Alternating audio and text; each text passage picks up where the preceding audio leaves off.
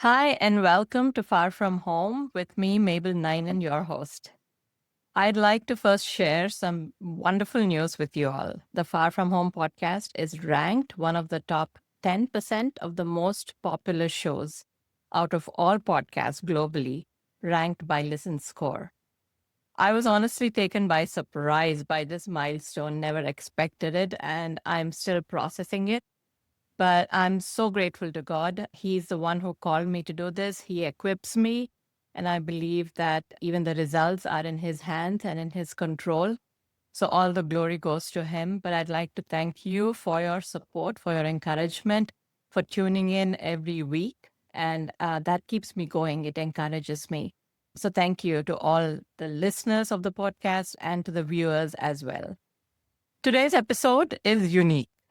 I'm going to share my story with you. I know that until now, we have heard from so many other immigrants and refugees, but I wanted to also share a little bit about my journey as an immigrant and also as a disciple of Jesus and the lessons that I learned. And hopefully, my story, my journey will also encourage you. And this episode is also unique because my husband, Simon, is joining us. He's going to ask the questions for a change. And so I'll be the guest, but maybe not. I don't know. We're both figuring this out. So maybe he's a co host. And I hope you enjoy listening to our conversation. So, welcome, husband, and please introduce yourself to our guests. Thank you, Mabel. Nice to be on the show. It's a new thing for me, but a little bit about myself to get started. So my name is Simon. You can call me Simon, but actually Simon's my middle name. My first name is Pramod, which is a Indian Hindi name, and it actually means happiness or entertainment. I often joke that Mabel is also her middle name, but her first name is an Indian name. It's Shweta, which means purity. Together, we're pure entertainment. Uh, How can we say that about ourselves? Parents named us that way. It is a destiny. Yep. Yeah. Anyway, so yeah, I was born in India, born to a family of Malayalis. So parents, my dad hailed from the state called Kerala. My mom is also a Malayali, but she was born in the state of Tamil Nadu. I was born in Bangalore, and I have four siblings. Grew up there, was educated there, did my first couple of gigs over there. And then after doing my MBA, I moved to Hyderabad, which is where I met Mabel in the first week that I was in Hyderabad. And we were married less than a year later. So that's our story for another time. But yeah, I started traveling to the US in 2007. This is on work, did a lot of projects over here. Mabel and I got married in 2008. We moved here in September of 2008, and we've been family here, sometimes on the move and sometimes in one place ever since then. So our immigrant journey is actually one that we've done together, and happy to talk about it today. What about your career and what do you do professionally? Don't Tell like us to talk. also, I mean, I know already, but tell our guests about your hobbies. What do you like to do to de stress? Oh man. So the first part of the question is about my stress. And then the second part of the question is about my de-stress. Yeah, I used to work as a management consultant with Monitor Deloitte Consulting, but it kept me traveling a lot. And so as my son was growing up, and we had a young family, it was very stressful, and it took a toll on Mabel and on Ryan and on me. So 7 years ago, I decided to quit that life, and I joined Hitachi, a well-known Japanese conglomerate, but Hitachi Vantara is the division that's based here in the Bay Area. So I work with them. It's a very, very interesting job, but and very professionally rewarding, but it can be stressful. And so when I come home, and apart from the time I spend with my family, playing with my son, talking to my wife, and watching things together on TV, for example, I like to do things that allow me to switch my brain off. I do 3D puzzles and making things with laser cut wood models and things like that, or painting but I'm not a serious painter. I do paint by numbers. Again, switch my brain off and turn out something that looks good at the end of the day. So yeah. Well, that's sounds quite interesting. You have just so many interests. You can also sing, and sometimes you do sing to, entertain us. Please don't um, embarrass me now. so I ask all my guests about their favorite childhood memory. So maybe we can share ours. You can go first. Oh, okay. Yeah. My favorite childhood memory. I grew up in Bangalore, which is a very pretty city. The Our house is kind of long, lengthwise, but the front of it looks fairly small, and we had a small little compound in front. I was the youngest of four brothers, and I have a sister who's younger than me. But we would play cricket in that tiny little piece of land over there. And it was really, really interesting. You hear all the story about playing gully cricket in India. This is smaller than a gully. If you hit the ball even a little too high, it would go into the neighbor's house, and we'd have to jump over the wall while the neighbor glared at us and retrieve the ball and come back. But it was a lot of fun. Enjoyed that part of my childhood with my brothers. We were very close, very tight. But what about you, Mabel? What's your favorite childhood memory? I loved hanging out with my cousins, and especially two of them. Goldie and Tina are their nicknames, not their real names, but that's what we call them. And plus, my aunt, who was also a younger aunt, so she was maybe 5 years older than me. So it was the five of us: my sister, two of my cousins, me, and then my aunt. So it was the five of us, and we used to hang out in my grandmother's house a lot. Our parents used to drop us off there as they ran errands or went out. And so the five of us used to just come up with a lot of games, invent games by ourselves, and we used to also take to the streets sometimes and investigate ways to get lost, and then again ways to find our way back home. And I can't believe I'm saying this because I can't believe I did that, because I would not allow my son now to do that. But those were the days when, Hyderabad was such a safe place for kids, and our parents didn't even bother if we were not around. So I really enjoyed my childhood with my cousins, spending time with my cousins. My brother Prem and I used to do that as well. He's 2 years older to me. We grew up almost like twins. We look very similar as well.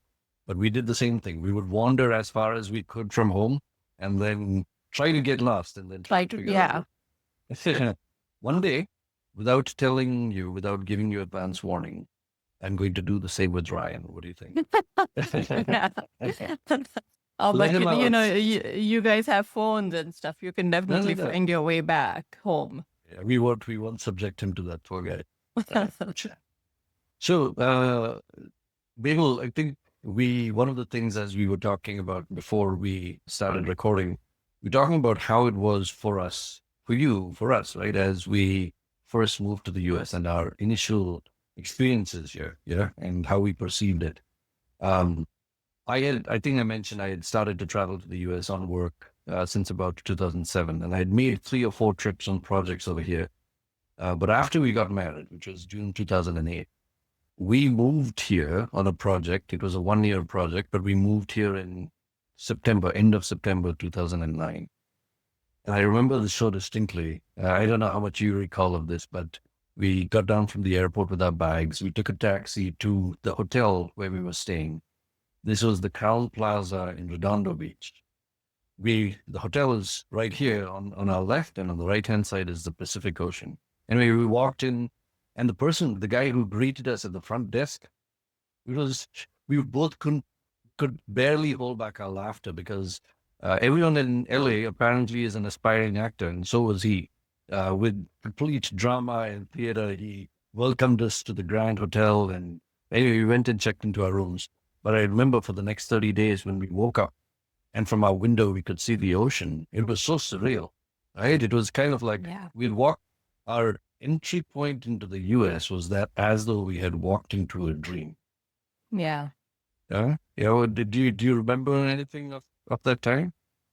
Yeah, definitely. It was quite mesmerizing. I always loved the beach, but I lived in Hyderabad. I was nowhere close to a beach. So only when I visited Bombay, Mumbai, we would go see the beach. So I had never lived that close to the beach before.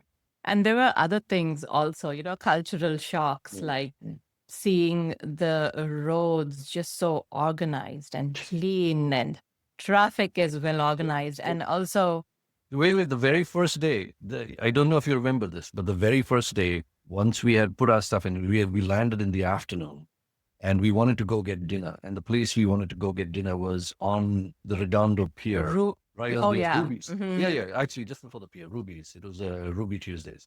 And we had to cross the road.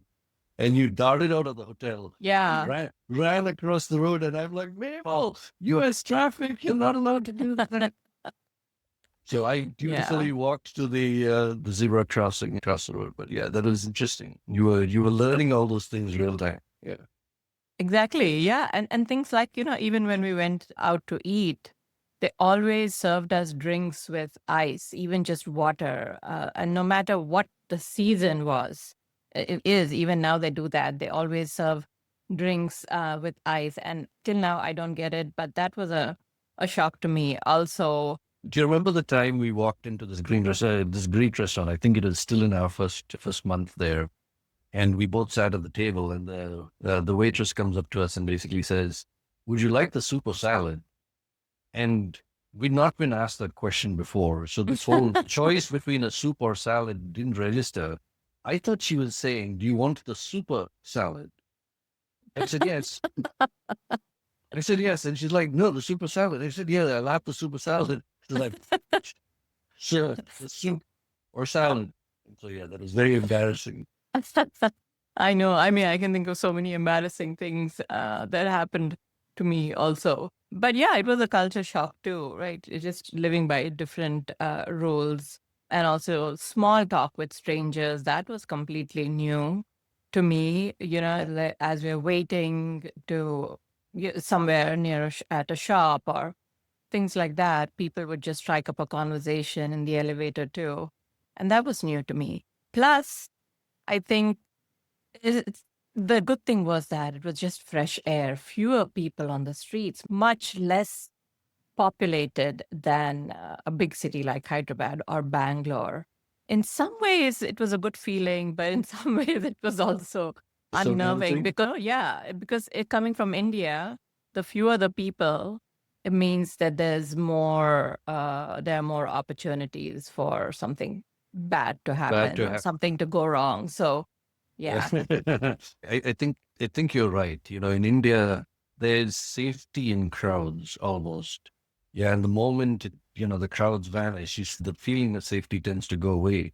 So sometimes when you step out onto the road, the U.S. is so safe. At least the area that we were staying in, Redondo Beach, as safe as you can get. But when you're walking on the roads and there's not a single person in sight, you can't help but feel, is something going to happen. Yeah. And Yeah.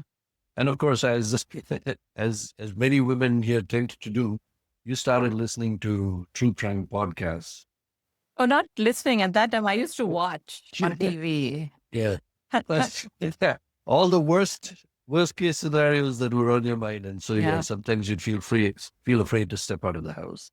Yeah, what I think, like you talked about culture shock, and you talked about initially the first few weeks are lots of excitement, right? Trying new things. We ate at so many different restaurants. We walked around the place, went to the beach, traveled here and there. We didn't have a car, so we were doing this all by public transport or whatnot. But I remember we arrived in September, and the first time that it really hit you about the challenge of being where we were was in December, early December, as the Christmas lights started to come on and Christmas songs started to play in every mall and every shop that we went to. And suddenly I could see the sadness come over you. Can you talk a little bit about that? Yeah, for sure. And I also mentioned this in one of the chapters in my book because it brings home just the loneliness and the homesickness that I was facing. Christmas in India was just a time of festivities and community and joy and a lot of events happening within the church, outside the church, going to a lot of family functions, as we call them in India, with my family, meeting extended relatives, also decorating our homes. And again, there's particular kinds of foods that Indians make during Christmas. So enjoying those snacks. And so Christmas is And and tied to, go and ahead, and caroling. You used to go Carol. caroling with your friends, right? And so you'd find people just knocking on your door, opening up, and it's like this community everywhere. Yeah, you must have. Yeah, absolutely. Caroling was something that I think the unique thing in India, I don't know if it happens in other countries, but it certainly doesn't happen in the US, is that the carols can show up at any time during the night at your doorstep. And this could be like 12 a.m., 2 a.m., 3 a.m. And sometimes it's your church groups or even para church organizations. Yeah. And so at least 3, 4 times during that season, you would be woken up by them. And they would, after they sing, we serve them tea and whatever snacks we've prepared, the Christmas snacks. And then we go back to bed. And then when I was old enough to do that, I went caroling with my church youth group too. And we did that 2 or 3 nights during the Christmas season. And that would just completely exhaust me. So it was a very busy season, always surrounded by people and the culture. And so having all that just suddenly taken away, and Christmas was just you and me in a furnished apartment. And I had not expected that change would hit me so hard. And one thing I want to mention here is that there is a surprise element to certain transitions, right? And this is one of those things. When anyone from India goes to the US, their family and their friends are usually very excited about it. And nobody prepares the person who's leaving that this is what these are the challenges I think you might face. It's all, hey, it's all good thing. Just go and enjoy and have fun. And so I didn't expect that I would really struggle to cope with this transition, which I did. And the Christmas season usually was one thing that brought that home. That look how different everything is here. Look how far away I am from home. Yeah. And there was this it felt like a sudden separation from everything familiar, everything There's that a, was there's, home. there's a moment when it hits you, right? It's like you, we went in with a mindset that was set on like adventure, and we were a just married couple, literally in our honeymoon period, all set to have fun with each other. Like, well, who cares about the other people? We're gonna have fun. And then Christmas comes, and you're like, where are all the other people? I miss my family. I miss things that are familiar. Yeah. The other moment of truth that I recall during our first year, and this was actually a pretty big, impactful one, was towards the end of that first year. I think it was in early August, first half of August, when we had a major accident. Yeah. We were driving in our car on it was not even a freeway, it was an inside street. And as we were crossing an intersection, a sports car turned suddenly into us, knocking us off the road. My foot stepped on the accelerator. We went full tilt into a traffic light. The front of the engine was compressed, like the front of the car was compressed so much the engine fell out of the car. Airbags exploded. I still have the burn on my arm to show it. But the airbag explosion into your chest broke your sternum. And immediately there were police and fire trucks and ambulances on the scene. Our car was totaled, but we were shipped over to the hospital. And I remember as we were lying there, like you were lying there, you were in the ER, but in a corridor, yet to be triaged. For nearly 45 minutes, you lay in the corridor without anyone there to help you, while I was separated from you, sitting in the waiting room, waiting for something to happen. And that was a real, I wasn't even next to you. I couldn't even be next to you. Yeah. But that was a moment where like, we're alone. Where are we? And I remember at that time, I called some friends that we had just made. These are friends that we had met in church. Indian immigrants just like us. How did they meet us? One day while we were trying out this church, they came, tapped us on the shoulder and said, "Hey, are you guys Indian too?" And next thing you know, we were fast friends, spending time with them, enjoying times together as a family. This family that came out of the blue and tapped us on the shoulder, they were our companions in the middle of that time. They took care of you both in the hospital and afterwards. And I think other members from that church started to pile in. What's your recollection of this time? For me, it was really a time when the force of not just the American healthcare system and the legal system and everything, hit us all at once, but also a time where we realized what transition feels like, what maybe loneliness feels like, but what emerging community could feel like as well. Yeah, I know that you remember, things, details more clearly than I do.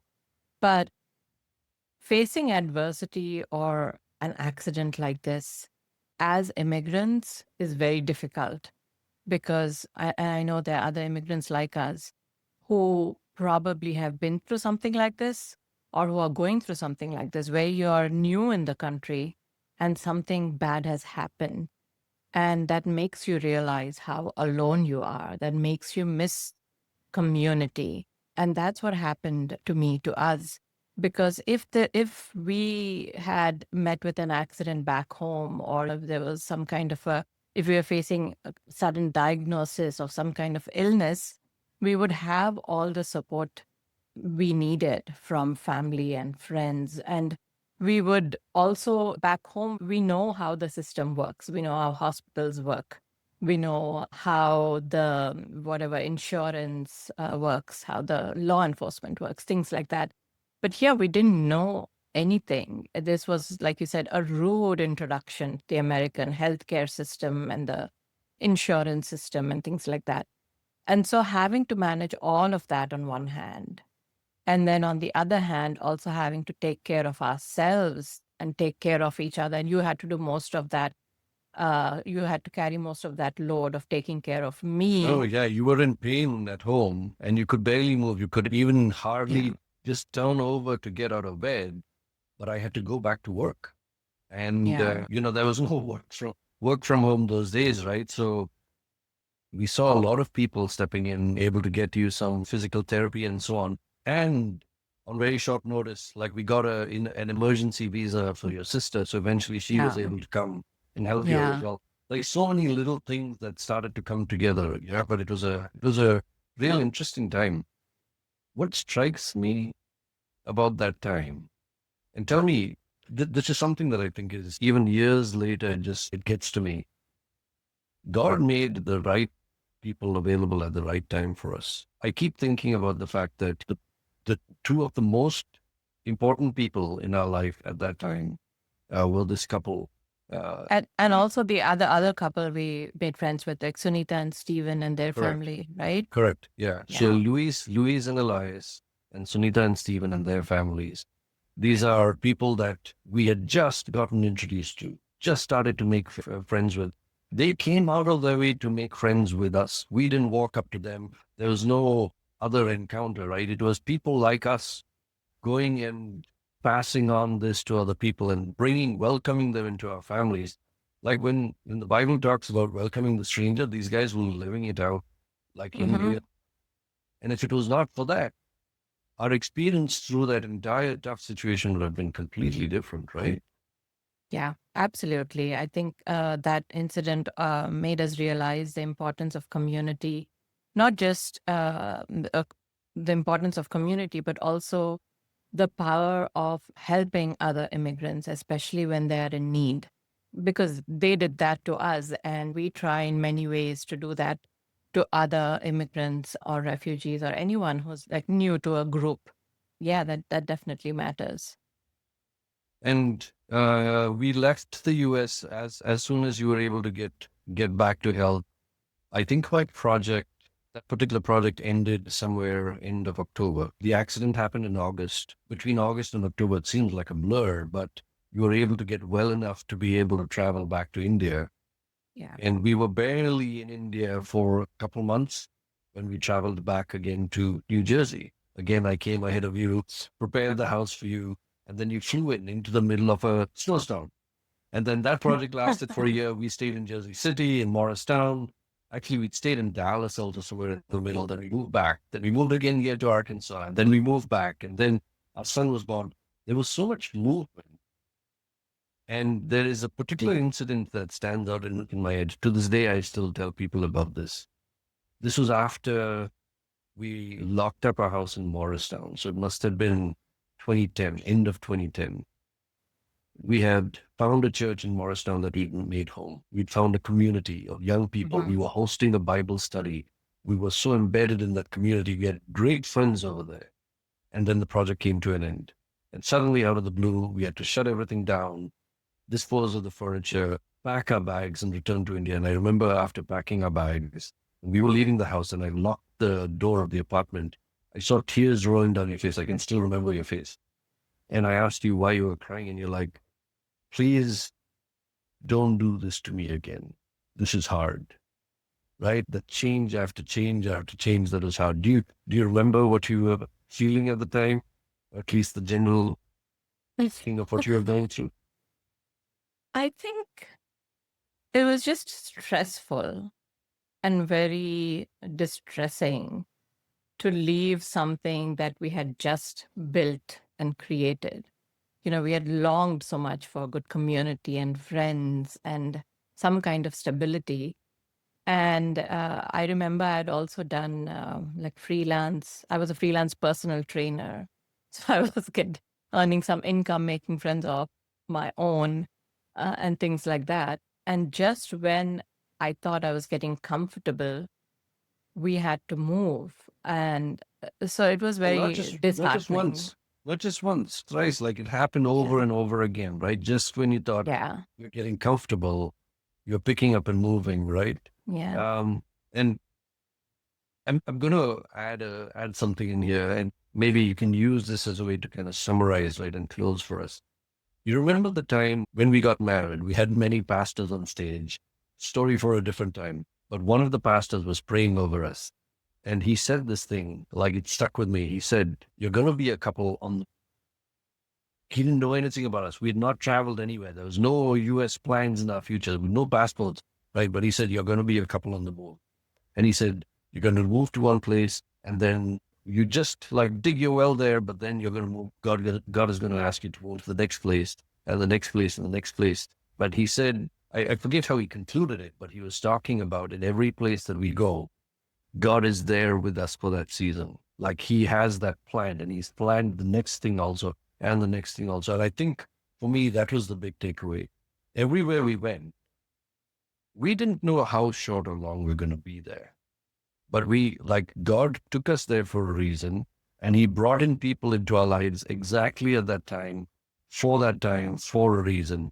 And then we had to pick up and move, and it tore at us, but God was doing something, right? And it's not that just in retrospect we see this, right? Way in advance, he knew every step that we were going to take, and he knew the struggles that we were going to go through, but he also knew what was going to come out of it. What are your thoughts on that? Yeah, I just want to add to that those kind of transitions are hard. And I know that some of our viewers and listeners are probably going through some kind of a change right now, or they've been, and the change can be sometimes something that is sudden or something that is going to come. Like, for instance, your child is going to go, leave home and go off to college. It's coming, but still it hurts to to be at home without your child, things like that, right? So whatever the change is, sometimes when change is hard, knowing that God has a plan for us for that particular season in life is helpful. And not just knowing that, but you have to, like know it in your bones and believe that with all your heart. That's what helped me at least endure seasons of change. And I want to encourage our viewers and listeners with two more points, which I want to add to what you said, is to know that God is in control. And it's hard to remember that. I remember when I was just in pain and in the hospital, right? You're not doing all these spiritual gymnastics in your mind and, You don't have time to do a Bible study or pray or have good thoughts. But I had asked a friend of mine to just read Psalm 23 to me, and she was reading it. This is one particular time when she had come to visit me in the hospital. It just reminded me that God is in control, that He is my good shepherd. He's taking care of me, He's watching over me. Even if the circumstances around me don't look like that, but I knew that He's in control. And that's what I've learned, that remembering and rehearsing this truth in my mind that God is in control will, at least give me an anchor to hold on to when everything around me is changing. Another kind of anchor we can talk about is the fact that God does not change no matter what happens to us, how much we change, the people around us change. To remember that, God is the same. The Bible says yesterday, today, and forevermore. He has always been faithful. He will continue to be faithful. And so holding on to these truths that, God has a plan, like you said, He is in control, and He never changes. These truths can help us navigate seasons of change, go through hard times, go through adversity. And if anyone is listening who is an immigrant, going through a hard time, I hope that they will cling to these truths and just hold on to God and know that He cares for you and that He has a plan for whatever suffering you're going through. Yeah. So I think that's a good note to end this episode on. But Simon and I want to have more of these conversations. And so we will be back because we've only shared with you, I think, the first 2 years of our long immigrant journey. We have been in the US now 18 years because we came in 2008. And what we've spoken about are, things that happened to us in the first maybe 2 to 3 years of our time here in the US. So we'd like to pick that up and explore different topics and themes. So let us know in the comment section in our Facebook group, which is Far From Home with Mabel Ninan podcast. You can find that Facebook group by just searching for it. So let us know in the comments or write to me and let me know what you think. And thank you so much for tuning in today.